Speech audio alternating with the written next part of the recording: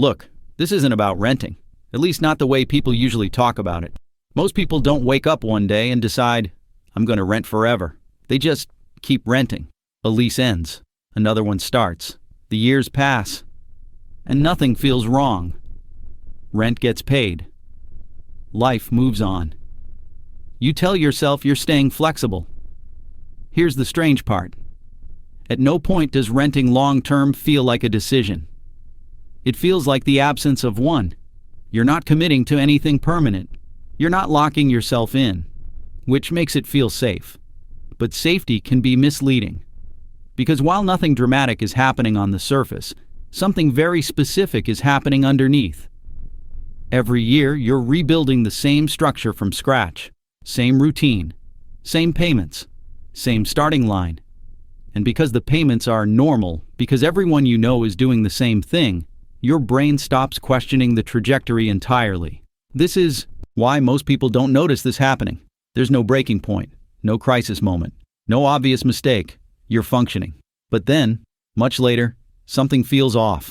Not panic, not failure. Just a quiet realization that time passed, and nothing solid formed.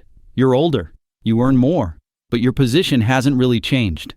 And when you try to explain that feeling, you struggle. Because renting never felt wrong.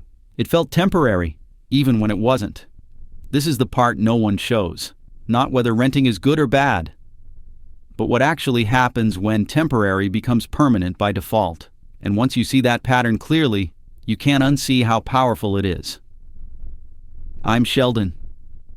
I spend most of my time analyzing how ordinary financial decisions quietly decide people's futures. Usually without them realizing it. Not dramatic moves, not risky choices. The decisions people don't even remember making. If you've ever renewed a lease without thinking twice, if you've ever told yourself, this is just for now, only to realize years later that for now never really ended, this is probably about you. Because renting feels neutral. You're not overextending. You're not taking on debt. You're not locking yourself into something you might regret. On the surface, it looks like the safest option. But here's the thing. Financial life isn't just about avoiding mistakes. It's about building position over time. And when you don't build anything, you stay dependent on the same conditions continuing. Before we go on, tap the like button. It helps this video reach people who've been doing everything reasonably and still feel like time is slipping. And if this way of thinking resonates with you, subscribe. This channel exists to help you see the paths you're on before they quietly define your future. Now let's talk about the decision itself. Not buying versus renting, but what actually happens when renting becomes the default for decades. Here's what almost no one admits. Very few people ever decide to rent forever. It happens by omission. You rent in your early 20s because it makes sense. You rent in your late 20s because life is still fluid. You rent in your 30s because buying feels complicated. And at each stage, the explanation feels reasonable. I'm not ready yet. I don't want to be tied down. I'll decide later. Later keeps moving. This is why renting long-term feels so comfortable. There's no big commitment moment. No paperwork that signals permanence. No emotional weight attached to the choice, which means there's nothing that forces reflection. Buying something permanent forces you to think long-term. Renting lets you avoid that conversation entirely. That's the hidden trade. When you rent, you're not just paying for housing. You're paying to postpone decisions. And postponement feels like freedom. At first, in the short term, renting works beautifully. You can move easily. You can adjust your life quickly. Your costs feel predictable. You're not responsible for maintenance. You're not exposed to large surprises. Everything feels clean, which reinforces the belief that you're being smart. Now move forward. In the medium term, something subtle changes. Rent goes up. Maybe not dramatically, just enough to notice. You adapt. You earn more. You adjust your lifestyle. You keep renewing. Nothing breaks. But you also don't gain leverage. You're still dependent on market conditions, on landlords, on availability. And because you've been renting for so long, the idea of changing feels heavy, not impossible, just inconvenient. So you keep doing what you've been doing. Now extend the timeline further. In the long term, Renting stops feeling temporary, not because you decided it. Should, but because life filled in around it. Your income supports the payment. Your routines adapt. Your expectations shrink. And this is where the real cost shows up, not in the monthly rent number, but in position. When you rent forever, your housing situation is always conditional. Someone else decides the terms. Someone else controls continuity. And that affects how you experience time. You hesitate to make changes. You delay plans. You avoid friction. Because everything feels provisional, even decades in. This is the part no one talks about. Renting forever doesn't fail you dramatically. It keeps you stable, but slightly unanchored. And over time, that lack of anchoring compounds, not into disaster, into dependence. And to understand why this feels so normal, and why so many intelligent people end up here, we have to talk about the psychology behind it. Here's the thing. Renting feels psychologically clean. There's no long-term guilt, no sense of being stuck, no heavy identity attached to it, which is exactly why it's so easy to stay there. The first force at work is avoidance of permanence. Permanence feels risky. It forces you to admit that this version of your life might last longer than you expected, that your priorities might not radically change, that you're choosing a direction instead of keeping all doors open. Renting lets you delay that reckoning. You don't have to decide who you'll be in 10 years.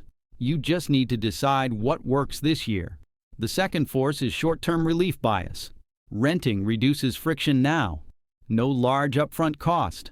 No long approval process. No mental load of ownership. Your brain rewards that relief immediately.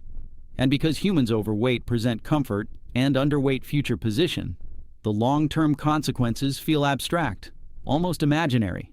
Then there's cultural normalization. In many cities, renting indefinitely is common. So common that it stops feeling like a phase. When everyone around you is doing the same thing, your brain stops framing it as a choice at all. It becomes background behavior. Another powerful force is false flexibility. Renting feels flexible because you could move. But flexibility only matters if it's used. If you renew the same lease year after year, the flexibility exists only in theory. In practice, your life is just as fixed, without the benefits of consolidation. Then there's fear of irreversible regret. Buying or committing to something permanent feels like a one-way door. So people tell themselves, I'll wait until I'm more certain. I'll do it when things feel clearer. But clarity rarely arrives on its own. It usually comes after commitment, not before it. And finally, there's the most subtle force, silence. No one tells you that renting forever has a trajectory. There's no warning label that says, this path maintains comfort, but builds no position. Because nothing explodes, nothing fails, which convinces your brain that everything is neutral. But neutral paths don't exist. Every repeated decision shapes momentum. And when renting becomes a default instead of a deliberate choice, momentum starts working without your consent.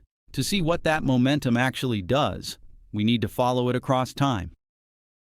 Let's follow what happens when renting isn't a phase. It's just what keeps happening. In the short term, renting feels light. You're not tied down. You're not exposed to big surprises. Your housing situation feels manageable. If something changes, you tell yourself you can adjust. And because your life still has momentum, you don't feel the cost of staying in place yet. Now move forward a few years. In the medium term, repetition starts to matter. You renew leases. Rent increases slowly. Your income rises, but so do expectations. You're not falling behind, but you're not moving ahead either. Every year starts from the same place. You don't gain stability. You maintain it. And that maintenance requires cooperation from forces you don't control. Landlords, markets, availability. You adapt your life around these conditions. You hesitate to personalize. You delay settling. You keep plans loose. Because everything still feels provisional. Now, extend the timeline further, into your 40s, into your 50s. In the long term, the cost becomes clear, not as a shock, but as a realization. Your housing situation is still conditional. You're still subject to external decisions. You still need things to line up each year. And while your income may be higher, your leverage hasn't grown with it. Renting forever doesn't mean instability. It means dependence. Dependence on market timing. Dependence on landlords' choices. Dependence on continued earning power. And this affects how you experience time. You're careful. You plan conservatively. You avoid disruption. Not because you want to, but because your position requires it. You start noticing something subtle. Despite decades of paying for housing, nothing feels consolidated. Your monthly payment never disappears. Your obligations never lighten. You don't arrive at a different phase. You just keep going. And here's the quiet frustration. You did everything reasonably. You didn't overspend. You didn't gamble. You stayed flexible. But flexibility that's never converted into structure eventually becomes stagnation. Not because renting is wrong, but because repeating the same temporary solution for decades creates a permanent condition. And that condition quietly shapes how much control you feel over your future. Now, to really understand what's happening here, we need to compare this path to another one. Same income, same city, same starting point, but a different structural choice. Now let's look at the parallel path. Same city, same income range, same uncertainty at the beginning. But instead of letting renting remain the default forever, this person makes a deliberate structural decision at some point.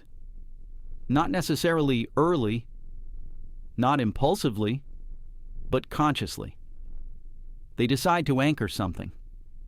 It doesn't have to be perfect. It doesn't have to be their forever home. It's simply a decision that turns housing from something temporary into something positioned. In the short term, this choice feels heavier. There's paperwork, there's commitment, there's less flexibility on paper, and psychologically, it feels risky. They're choosing a direction instead of keeping every option open. But something important happens immediately. Their monthly effort starts building toward something. They're no longer resetting every year. Now move forward. In the medium term, the difference compounds quietly. Their housing costs become more predictable.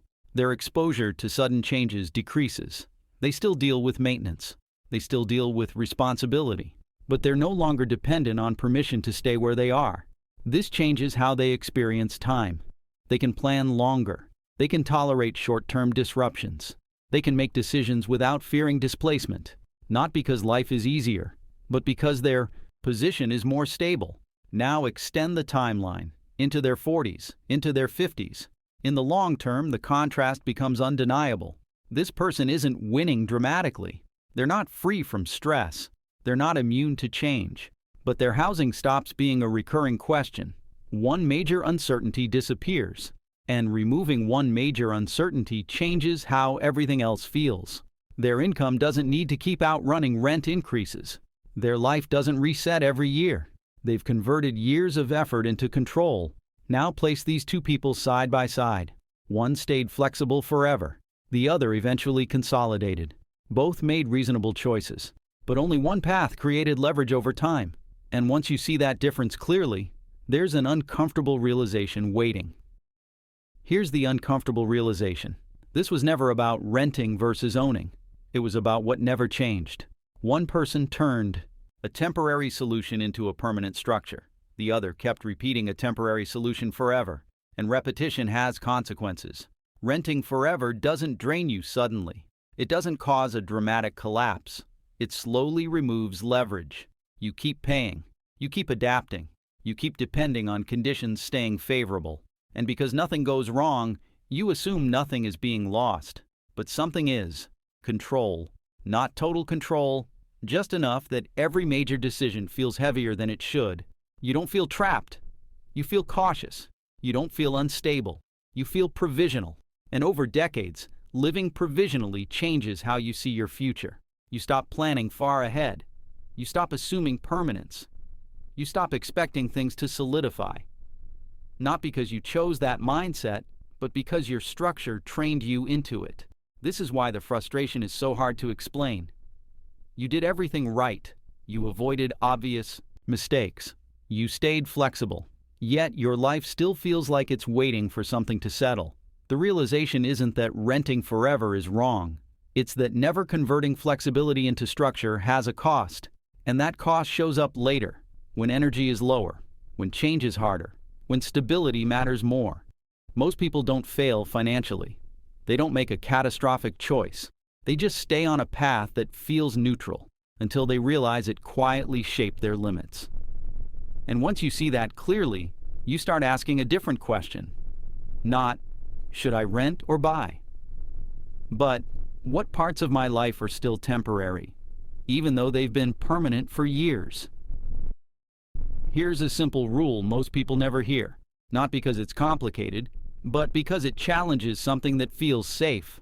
Flexibility that's never converted into structure eventually becomes fragility. Renting forever doesn't fail you loudly. It keeps life manageable, but it also keeps your position conditional. When something is always temporary, you never fully build around it. You hesitate to settle. You delay long-term plans. You stay adaptable, even when adaptability is no longer the advantage it once was. The people who feel more grounded later in life aren't the ones who rushed into ownership. They're the ones who recognized when flexibility had done its job and chose to consolidate. Because consolidation isn't about locking yourself in. It's about removing one recurring uncertainty, so you have more energy for everything else. Most people don't fail financially. They just follow a path they never stop to question. If this made you rethink a decision you thought was harmless, subscribe. And if you haven't left a like yet, don't forget to tap the thumbs up. It helps this video reach people who need to hear this. Awareness doesn't undo the past, but it gives you control over what comes next. And that's where stability quietly turns into freedom.